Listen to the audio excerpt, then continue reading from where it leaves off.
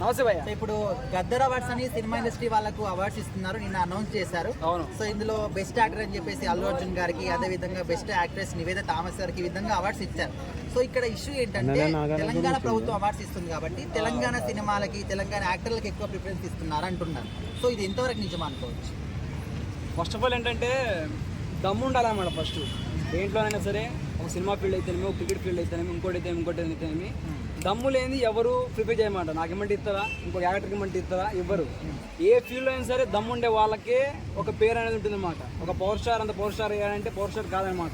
ఎంతో కష్టపడితే తప్ప అది మంచి పరంగా కావచ్చు, ఇంకోటి కావచ్చు. అల్లు అర్జున్ గారు అంతగానో కష్టపడారంటే ఒక పుష్పానం, ఇంకోటి గంగోత్రి నుంచి ట్రోల్ చేశారు. మరి అప్పటి నుంచి ఆయన ఎదుర్కొంటా చిన్నగా వచ్చి మంచి సినిమాలు తీసుకుంటా ఇప్పుడు ఎక్కడున్నాడు? ఆ రేంజ్లో ఉన్నాడు అనమాట. దమ్ము లేనిది ఎవరికి ఫస్ట్ ఆఫ్ ఆల్ తెలంగాణకి ఇచ్చారు, వాళ్ళకి ఇస్తారు అనేది చాలా తప్పనమాట. ఇది ఫస్ట్ ఆఫ్ ఆల్ ప్రతి ఫీల్డ్లో దమ్ము ఉండాలన్నమాట. దమ్ము ఉండే వాళ్ళకి ఎవరైనా ప్రిఫర్ చేస్తారు ఏదైనా సరే. ఓకే బ్రో, ఇప్పుడు ఏదైనా ఒక అవార్డు రావాలంటే ఖచ్చితంగా వాళ్ళ ప్రతిభను మెచ్చి అవార్డు ఇస్తూ ఉంటారు కదా. సో ఇక్కడ సినిమాల విషయానికి వస్తే మనకు అల్లు అర్జున్ గారికి ఇచ్చారు, ఓకే బాగుంది. బట్ ఇక్కడ కొన్ని మెసేజ్ ఓరియంటెడ్ సినిమాలు కూడా వదిలేశారు. ముఖ్యంగా మెగా ఫ్యామిలీకి ఒక్క అవార్డు రాలేదనే విధంగా చాలా మంది అంటున్నారు. సో ఇక్కడ రాజకీయం జరుగుతుంది అవార్డ్స్ విషయంలో కూడా. సో దానికి ఏం చెప్తారు? అల్లు అర్జున్ గారికి వచ్చింది మరి మెగా ఫ్యామిలీ మీద. ఓకే,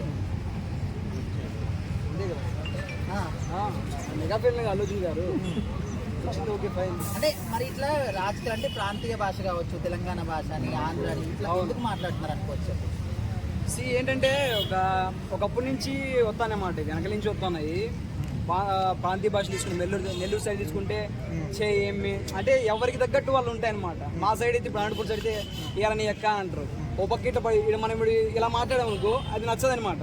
మా లాంగ్వేజ్ మాకే సెట్ అవుతుంది, వేరే వాళ్ళ లాంగ్వేజ్ వాళ్ళకే సెట్ అవుతుంది అనమాట.